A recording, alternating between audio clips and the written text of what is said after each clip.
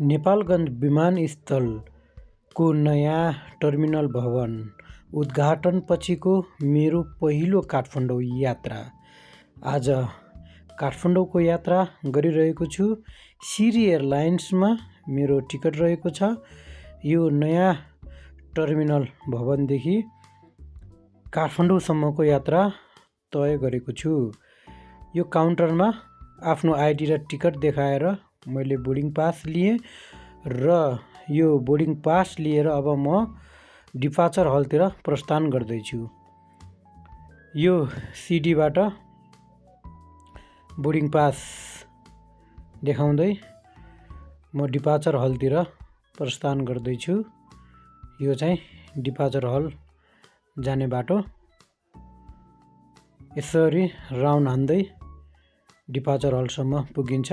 यो चाहिँ डिपार्चर हल एकदमै राम्रो छ।